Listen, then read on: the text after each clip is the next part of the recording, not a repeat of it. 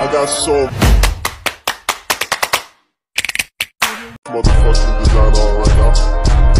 Bring it down, bring it down, bring it down. I got 3 old thoughts on the block.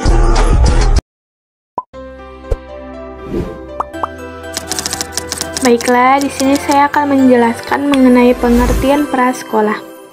Pendidikan prasekolah sangat penting bagi pembangunan mental, psikis, dan kemampuan bersosialisasi anak. Anak yang mendapatkan pendidikan prasekolah cenderung berhasil melewati setiap jenjang pendidikan formal. Dengan kata lain, anak-anak pernah mengenyam pendidikan prasekolah memiliki peluang yang besar untuk berhasil di tahap pendidikan sekolah dasar. Dalam dunia pendidikan sudah sangat disadari bahwa begitu pentingnya pendidikan prasekolah, membuat gerakan untuk mensosialisasikan pendidikan prasekolah semakin digiatkan oleh Kementerian Pendidikan. Keikutsertaan anak dalam pendidikan prasekolah adalah salah satu indikator dalam mengukur indikator pendidikan seumur hidup. Pendidikan prasekolah merupakan dasar bagi perkembangan sikap, pengetahuan, keterampilan, daya cipta, dan penyesuaian dengan lingkungan sosial. Selanjutnya itu pengertian pendidikan prasekolah adalah pendidikan yang diselenggarakan sebelum jenjang pendidikan dasar, baik melalui jalur pendidikan formal maupun non-formal. Dalam Undang-Undang Republik Indonesia Nomor 20 Tahun 2003 tentang Sistem Pendidikan Nasional dijelaskan bahwa pendidikan prasekolah adalah atau pendidikan anak usia dini adalah suatu upaya pembinaan yang ditunjukkan kepada anak sejak lahir sampai dengan usia 6 tahun. Yang dilakukan melalui pemberian rangsangan pendidikan untuk membantu pertumbuhan dan perkembangan jasmani dan rohani, agar anak memiliki kesiapan dalam memasuki pendidikan lebih lanjut. Selanjutnya itu menurut Undang-Undang Sikdinas Nomor 20 Tahun 2003 Bab 1 Pasal 1 Ayat 14 menjelaskan, pendidikan prasekolah adalah upaya pembinaan yang ditunjukkan kepada anak sejak lahir sampai dengan usia 6 tahun melalui pemberian rangsangan pendidikan untuk membantu pertumbuhan dan perkembangan jasmani dan rohani, agar anak memiliki kesiapan untuk memasuki pendidikan lanjut. Selanjutnya itu yaitu pendidikan prasekolah bukan merupakan pendidikan yang diwajibkan oleh pemerintah. Namun, lembaga ini dimasukkan ke dalam lembaga pendidikan formal sebagaimana dinyatakan dalam Undang-Undang Sikdinas Nomor 20 Tahun 2003 Bab 8 ayat 28 ayat 1 sampai dengan 3 menyebutkan yang pertama ayat 1. Pendidikan anak usia dini diselenggarakan sebelum jenjang pendidikan dasar. 2. Pendidikan anak usia dini dapat diselenggarakan melalui jalur pendidikan formal, keamanan formal ataupun informal. Dan yang ketiga itu pendidikan anak usia dini pada jalur pendidikan formal berbentuk taman kanak-kanak atau TK, RA, atau bentuk lain yang sederajat. Pendidikan anak prasekolah mempunyai peran yang sangat penting dalam mempersiapkan anak atau disingkat dengan SDM unggul di masa mendatang. Anak pada usia prasekolah merupakan masa kemasan sekaligus masa kritis dalam tahapan kehidupan manusia yang akan menentukan perkembangan anak selanjutnya. Masa prasekolah merupakan masa yang tepat untuk meletakkan dasar perkembangan fisik, bahasa, sosial, emosional, moral, dan nilai-nilai agama, kognitif, dan seni anak. Konsep yang digunakan ialah belajar sambil bermain dengan pembelajaran tertema. Tujuan pendidikan prasekolah adalah untuk membantu meletakkan dasar ke arah perkembangan sikap, pengetahuan, keterampilan, dan daya cipta anak dalam menyesuaikan diri dengan lingkungan serta pertumbuhan dan perkembangan anak selanjutnya. Baiklah, saya akan melanjutkan penjelasan dari teman saya mengenai tujuan pendidikan prasekolah. Sebelumnya perlu kita ketahui bahwa pertumbuhan perkembangan anak usia dini perlu diarahkan pada perletakan dasar-dasar yang tepat bagi pertumbuhan dan perkembangan mereka sebagai manusia seutuhnya, yaitu pertumbuhan dan perkembangan fisik, daya pikir, daya cipta, sosial, emosional, bahasa, dan komunikasi yang seimbang sebagai dasar pembentukan pribadi yang utuh. Dalam konteks pendidikan prasekolah, sesungguhnya tujuan pendidikan ini adalah memaksimalkan pertumbuhan dan perkembangan anak secara komprehensif dan maksimal.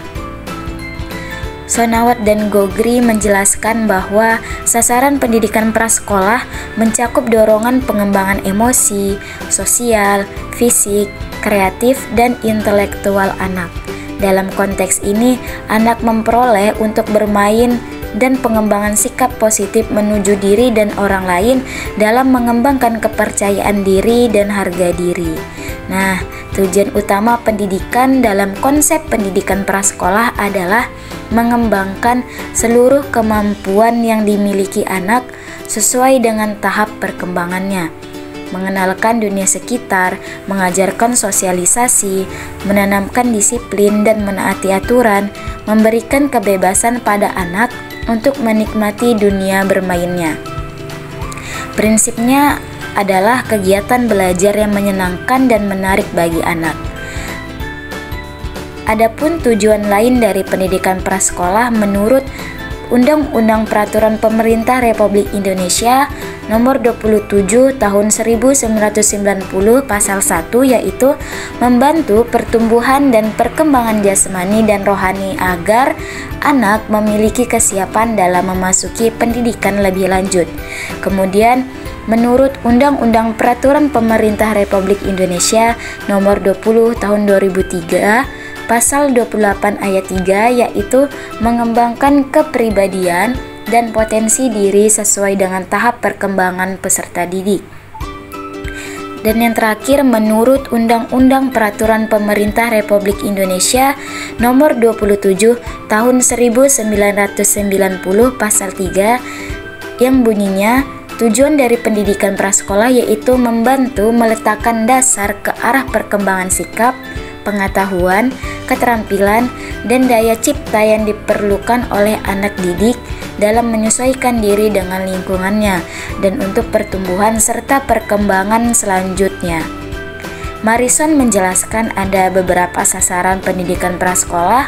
Yang pertama yaitu mendukung dan mengembangkan kemampuan yang dimiliki anak melalui pembelajaran. Kemudian mengantarkan pada tingkat kesehatan prima, sosial, ekonomi, dan pelayanan akademik terhadap anak dan keluarga. Selanjutnya mendapatkan solusi atas tekanan masalah sosial, memajukan kemampuan melek huruf dan matematika sejak dini, dan yang terakhir yaitu mempersiapkan anak untuk membaca. Oke, pada kesempatan kali ini saya akan melanjutkan penjelasan terkait apa sih manfaat dari pendidikan prasekolah dan apa saja nih jenis-jenis pendidikan prasekolah di Indonesia. Baiklah, masuk kepada bagian C. Pertama terkait manfaat pendidikan prasekolah. Nah, pendidikan prasekolah ini kalau kita lihat secara garis besarnya itu sebenarnya tujuannya itu untuk menstimulus anak ya, atau menstimulus peserta didik kayak gitu. Baik yang dilakukan secara formal ataupun yang secara informal.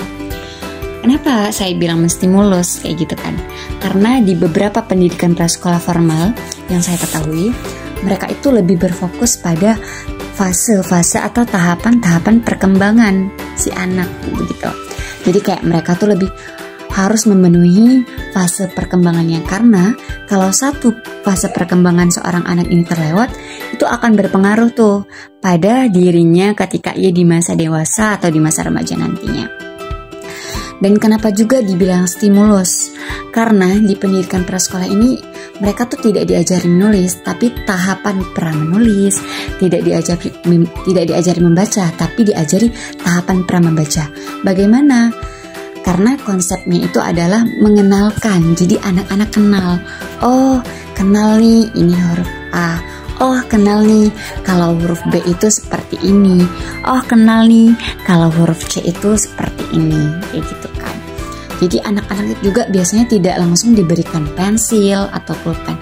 Biasanya tahapan pra menulis mungkin mereka seperti menggambar atau menulis di atas pasir, kemudian lebih taktilnya itu diperhatikan, kemudian kemampuan oralnya dilatih, kemudian fisik motoriknya juga dilatih, kayak gitu, sensori motornya juga seperti itu.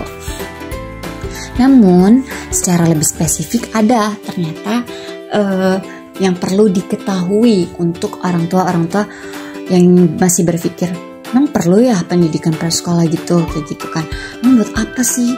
Kan gak apa-apa anak-anak dilesin aja langsung kayak gitu kan, les baca, les. Nah itu sih yang salah dari orang tua kayak gitu kan, atau mungkin belum tepat gitu kan. Jadi manfaatnya itu yang pertama itu keterampilan sosial dan emosional anak itu bisa meningkat cepat. Kenapa demikian? Karena pada masa prasekolah ini anak-anak itu nanti akan dilatih bagaimana cara ia mengungkapkan emosi marah. Dikasih tahu, anak-anak distimulus untuk mengenal jenis-jenis emosi. Bagaimana perasaan senang, bagaimana perasaan sedih, bagaimana ketika bahagia, bagaimana ketika kita tidak suka, seperti itu. Jadi anak-anak akan dikenalkan, oh kalau aku senang tandanya aku harus tersenyum gitu. Oh kalau aku tidak suka aku bilang tidak suka. Itu anak-anak akan dikenalkan. Jadi orang tua jangan salah kayak gitu kan. Mereka akan dikenalkan kalau senang seperti ini, kalau tidak suka seperti ini. Mereka akan dikenalkan dengan berbagai macam emosi itu. Dari siapa dikenalkan? Dari para gurunya, kemudian dan juga dari teman-teman yang ada di lingkungannya. Dan di sini juga orang tua berperan penting ya. Jadi kalau di sekolah mereka udah stimulus seperti ini, orang tua juga di rumah harus kayak mengulang lagi tuh. Tadi bermain apa di sekolah kayak gitu kan. Oh tadi belajar kayak mana kalau marah, kayak mana kalau senang, seperti itu. Nah selanjutnya itu emosional. Itu tadi emosional, kemudian itu sosial. Anak-anak prasekolah itu akan dilatih bagaimana cara berkomunikasi dengan teman-teman seusianya, bagaimana cara ia berinteraksi, bagaimana cara ia bermain bersama. Karena apa? Ada anak-anak yang mungkin dia di rumah hanya tinggal dengan orang tuanya. Dia tidak punya abang, dia tidak punya adik, dia tidak punya teman sebayanya. Jadi komunikasinya hanya dengan mamanya, dengan ayahnya. Tapi di prasekolah ini dia akan ketemu dengan anak-anak dari yang mempunyai latar belakang yang beda kayak gitu. Dari mungkin anak-anak yang tinggal di gang-gang pelosok, kemudian dia tinggal di gang komplek, pastinya kan beda tuh kelasnya. Dia akan berinteraksi kayak mungkin dia awalnya tanya siapa nama kamu, ayo kita main bareng gitu. Secara tidak sadar itu kemampuan komunikasinya itu dilatih gitu. Jadi makanya orang tua itu bukan senang kalau anaknya itu diem, gak lasak, itu seharusnya bahaya gitu. Karena masa-masa seperti itu adalah masa-masa anak itu mengeksplor, ingin tahu semuanya, ingin bermain, ingin semuanya, ingin bereksperimen gitu. Jadi berbahagialah untuk orang tua yang anaknya aktif nih, suka bereksperimen, banyak tanya dan segala macam. Selanjutnya apa sih manfaat keduanya? Itu membantu untuk manfaat kognitif, di sini manfaat pengetahuan dan juga kesehatan. Kenapa demikian? Itu yang tadi, anak-anak otaknya distimulus dengan kayak bagaimana nih seorang guru mengajarkan. Misalnya banyak, salah satu contoh pengajarannya apa ya yang boleh dilakukan ketika kita makan menggunakan tangan apa, seperti itu. Itu salah satu contoh stimulus kognitifnya. Kemudian apalagi itu tahapan-tahapan pra membaca, tahapan pra penulis, tahapan pra matematika yang mungkin anak-anak dengan bermain gitu kan, kayak ayo kumpulkan bola yang warna merah di dalam wadah yang warna merah. Itu secara nggak langsung mungkin kita ngeliatnya kan kayak main-main biasa doang kayak gitu kan. Tapi orang tuh harus tahu, anak-anak tuh bisa membedakan, oh ini warna merah, ini warna hijau. Berarti kognitifnya apa? Kognitifnya udah terasah, kognitifnya udah berfungsi dengan baik. Lalu kesehatannya di mana nih? Nah, anak-anak yang banyak bergerak, banyak berlari, tentunya itu akan melatih kesehatan fisiknya. Kemudian mungkin lagi yang di tempat prasekolahnya ada kegiatan berenang, itu akan melatih apa? Jantungnya, seperti itu. Selanjutnya manfaatnya apa lagi nih? Gitu kan. Jadi anak-anak yang prasekolah ini cenderung ditujukan memiliki kemampuan yang lebih dari anak lain. Tapi kita juga tidak boleh sepenuhnya, oh seharusnya nih berarti anak prasekolah sama anak yang gak prasekolah harus beda, harus lebih pintar. Enggak, itu kembali lagi kepada kemampuan yang dimiliki anak. Jadi kita juga nggak boleh kaget misalnya ternyata ada anak teman kita, anak tetangga kita yang dia nggak dimasukkan ke pendidikan prasekolah formal, tapi ternyata kemampuan yang dimilikinya lebih dari anak kita yang kita masukkan ke pendidikan formal. Kenapa demikian? Kita harus cek dulu. Apa mungkin orang tuanya itu di rumah yang hanya fokus pada anaknya, jadi dia tidak memasukkan anaknya ke pendidikan formal, tapi dia sanggup memberikan stimulus yang sama seperti yang diberikan oleh pendidikan prasekolah formal. Dan untuk anak-anak yang mungkin tidak diberikan stimulus, tapi dia udah bisa baca, udah bisa nulis, udah bisa berhitung, tapi padahal dia tidak pernah diberikan pendidikan prasekolah, itu yang harus kita wanti-wanti. Kenapa? Karena boleh jadi ada tahapan perkembangan dia yang kosong dan akan berpengaruh ketika si anak ini nanti udah memasuki masa remaja dan udah masuk masa dewasa. Bisa jadi nanti ketika dia remaja atau dewasa, dia menjadi anak yang tidak konsentrasi gitu, menjadi anak yang tidak tahu memilih apa yang dia inginkan, menjadi anak yang mungkin masih terikut arus temannya, tidak teguh pendirian seperti itu. Ya kan? Nah, sebagai orang tua juga kita nggak boleh kalah ya. Maksudnya kita juga harus andil nih. Karena di pendidikan prasekolah itu ditanamkan kan yang pertama tuh kayak akidah. Anak-anak kita tuh harus benar akidahnya. Diajarin siapa yang menciptakan kita gitu kan. Siapa ya yang memberikan kita nikmat kesehatan kayak gitu. Nah, jadi kita sebagai orang tua tuh jangan mau kalah. Kayak maksudnya pahala yang seharusnya kita dapatkan jangan mau tuh diambil sama gurunya. Kayak kita juga harus peduli. Kita juga selain diberikan pendidikan prasekolah formal, kita juga harus memberikan pendidikan prasekolah atau kayak penanaman dasar akidah pada anak kita. Kemudian kita harus bisa ajarkan Al-Fatihah yang baik dan benar, kemudian sesuai dengan tajwid kepada anak kita. Karena apa? Kalau misalnya anak kita nanti sholat, Fatihahnya benar, kita yang ajarin, itu pasti pahalanya akan ngalir buat kita, seperti itu. Nah, selanjutnya itu terkait jenis-jenis pendidikan prasekolah di Indonesia, gitu kan. Nah, yang kita ketahui itu memang ada banyak sekali pendidikan prasekolah di Indonesia. Contohnya yang paling populer itu ada Taman Kanak-kanak, atau kalau yang Islamnya ada Raudatul Atfal. Kemudian itu ada juga loh tempat penitipan anak atau TPA, ada juga kelompok bermain atau KB. Nah, kalau dia pendidikan prasekolah di Taman Kanak-kanak atau jenjang RA, Raudatul Atfal, itu salah satu contoh pendidikan prasekolah yang formal. Jadi ada SK berdirinya dari pemerintah, kemudian kayak gitu kan, mengikuti kurikulum yang dibentuk pemerintah seperti itu. Akan tetapi ada beberapa pendidikan formal prasekolah ini seperti TK atau RA yang mereka itu udah menerapkan konsep bermain. Jadi maksudnya bukan main-main terus, tapi konsep bermain bermakna. Jadi proses yang diberikan kepada anak-anak, proses stimulusnya itu dengan melalui cara bermain. Itu tadi seperti contoh kayak bagaimana bermain mencari huruf hijaiyah. Jadi kayak pertama gurunya membuat kartu hijaiyah, kemudian disembunyikan di tempat-tempat tertentu, lalu peserta didik diminta untuk ayo cari yang mana ya, kayak gitu kartunya, kayak gitu.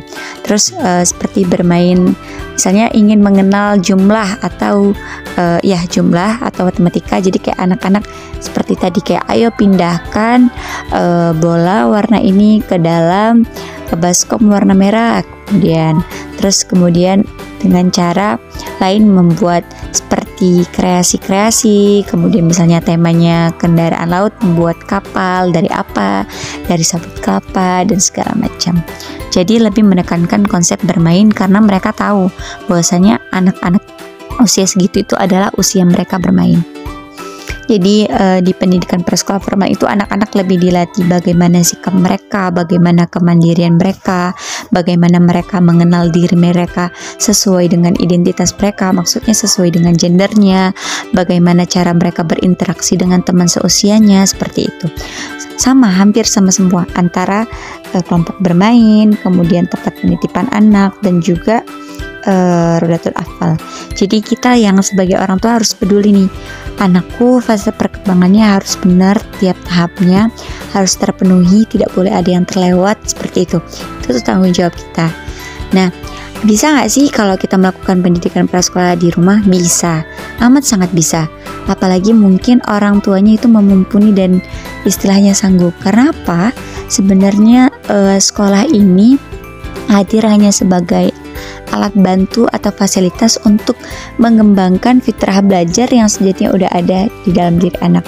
Jadi kalau orang tuanya misalnya hanya bekerja sebagai ibu rumah tangga dan dia merasa sanggup untuk menstimulus anaknya sebelum masuk ke jenjang pendidikan dasar, amat sangat boleh dilakukan. Malah itu lebih baik. Karena apa? Karena yang lebih mengenal anaknya kan orang tuanya. Anak itu lebih banyak menghabiskan waktu itu di mana? Di rumah bersama orang tua, seperti itu. Nah, selanjutnya masuklah pada poin yang terakhir. Nah, pada poin yang terakhir ini saya akan membahas mengenai peranan guru dan juga orang tua dalam pendidikan prasekolah. Nah, yang pertama saya akan menjelaskan peran guru. Nah, peran guru pada pendidikan prasekolah ini harus mengerti nih bagaimana cara berpikir siswa, bagaimana cara memotivasi siswa, bagaimana memahami kesulitan siswa, dan bagaimana bisa membawa siswa ini mencapai tingkatan pemahaman yang diperlukan untuk menguasai materi. Nah, dalam masa prasekolah ini, guru berperan sebagai pengajar nih, layaknya pada pengajar pada umumnya. Guru juga harus mengajar sesuai dengan kurikulum tanpa melihat minat anak. Nah, pada masa prasekolah ini, seorang guru harus menganggap nih semua anak dianggap sebagai botol yang kosong. Bagaimana ya caranya mengisi botol yang kosong tersebut?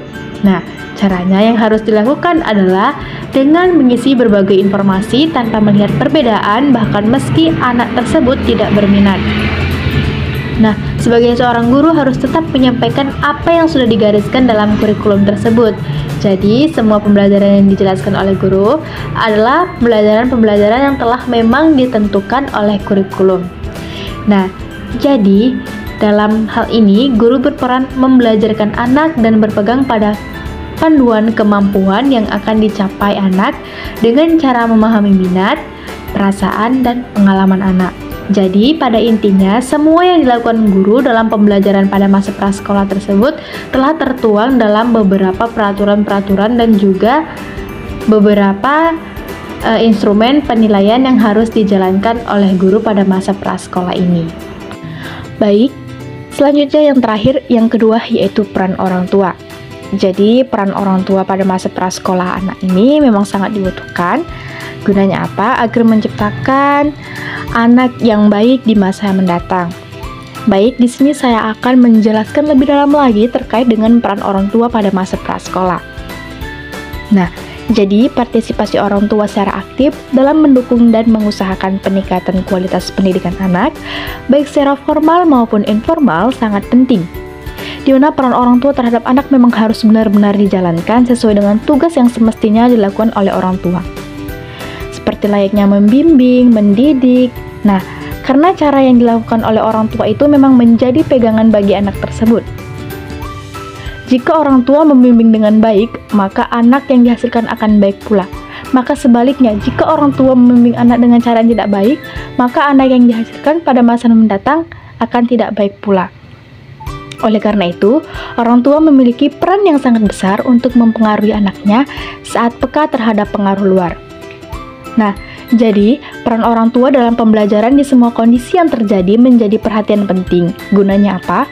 Agar proses tumbuh kembang anak tetap berjalan dengan baik sesuai dengan tahapannya. Nah, adapun peran orang tua dalam pembelajaran baik di rumah maupun di sekolah pada masa prasekolah anak, di sini saya akan menjelaskan yang pertama, yaitu orang tua sebagai motivator.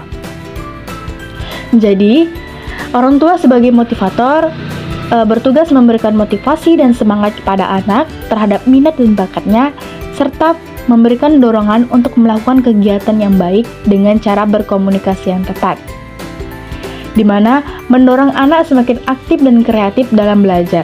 Nah, orang tua memberikan motivasi pada sekolah untuk terus meningkatkan kualitas layanannya melalui program pembelajaran yang berfokus pada anak. Motivasi dapat diberikan secara moral maupun material. Jadi motivasi ini tidak hanya diberikan kepada anak saja, akan tetapi motivasi juga diberikan kepada pihak sekolah untuk memberikan pembelajaran yang baik kepada anaknya. Kemudian selanjutnya yang kedua, peran orang tua sebagai fasilitator. Nah, orang tua memberikan fasilitas pemenuhan kebutuhan anak secara fisik seperti pakaian, makanan, tempat tinggal, dan psikis berupa kasih sayang, rasa aman, dan juga kebutuhan pendidikan. Nah, jadi sebagai orang tua berkewajiban untuk menyediakan fasilitas pendidikan dan pembelajaran bagi kegiatan belajar anak, di mana fasilitas dapat berupa pendampingan pembelajaran, mulai dari penyediaan lingkungan belajar hingga menemani anak belajar, di mana lingkungan belajar yang kondusif dibutuhkan dalam pendampingan seperti adanya media, alat, dan juga bahan ataupun mainan dalam pembelajaran, termasuk juga menentukan berbagai jalan untuk mendapatkan fasilitas tertentu dalam menunjang program belajar anak. Nah, selanjutnya yang ketiga, yaitu orang tua berperan sebagai role model. Nah, orang tua menjadi panutan yang baik bagi anaknya. Contohnya, perilaku orang tua merupakan model yang dapat dilihat dan ditiru langsung oleh anak. Jadi, apabila kita mencontohkan yang tidak baik, maka anak tersebut akan mencontoh yang tidak baik juga di dalam lingkungan sekitar. Misalnya, apabila kita sering melakukan hal-hal buruk atau melakukan berkomunikasi dengan orang yang tidak baik atau secara kasar, maka anak tersebut akan mengikut pula dengan cara yang kasar berkomunikasi dengan yang lain. Maka hal tersebut harus dihindarkan. Selanjutnya yang keempat, orang tua berperan sebagai mediator. Nah, di mana mediator ini berarti orang tua menjadi perantara nih untuk memahami suatu makna dan konsep dalam pembelajaran. Artinya mediator di sini penghantar antara guru yang ada di sekolah dan juga orang tua di rumah. Jadi orang tua dalam hal ini memberi pemahaman yang lebih kuat terkait dari pembelajaran yang telah diajarkan oleh guru di sekolah. Jadi orang tua harus memang benar-benar menanyakan kembali materi yang telah dijelaskan oleh guru. Supaya apa? Supaya anak lebih paham lagi terkait pembelajaran yang telah diajarkan oleh gurunya. Kemudian yang kelima, orang tua berperan sebagai supervisor, di mana supervisor atau pengawasan ini berarti memberikan batasan penggunaan teknologi informasi terutama gawai ataupun gadget. Nah, apalagi dengan kondisi belajar seperti saat ini yang sangat membutuhkan teknologi. Di mana orang tua harus memang benar-benar mengawasi anak dalam memilih tontonan maupun hiburan, dan juga mengawasi kehidupan sosial terutama dalam pergaulannya dengan lingkungan serta berperilaku sesuai dengan nilai-nilai moral. Jadi, sebagai orang tua kita harus memberikan pengawasan dan juga batasan kepada anak apabila anak tersebut sedang bermain-main di luar. Jika dirasa lingkungannya tidak baik, maka kita harus memberi batasan supaya anak tidak terus-terusan untuk bermain di luar. Nah, peran orang tua dalam pendidikan prasekolah ini sebagai guru akan mampu melihat dan mengerti serta menanggapi kemauan anak. Melalui berbagai komunikasi serta interaksi dengan orang tua akan terbentuklah sebuah sikap, kebiasaan dan kepribadian seorang anak. Selain itu ada pula faktor yang tidak langsung mempengaruhi perkembangan anak seperti halnya dengan kebudayaan. Nah, kebudayaan secara tidak langsung ikut mewarnai situasi, kondisi, ataupun corak interaksi di mana anak itu berada. Jadi, maka dibutuhkanlah pengawasan yang ketat dari orang tua untuk mengatasi hal-hal yang tidak diinginkan dari proses tumbuh kembang anak kita di masa mendatang. Mungkin itu saja yang dapat saya sampaikan. Lebih dan kurangnya saya mohon maaf. Assalamualaikum warahmatullahi wabarakatuh.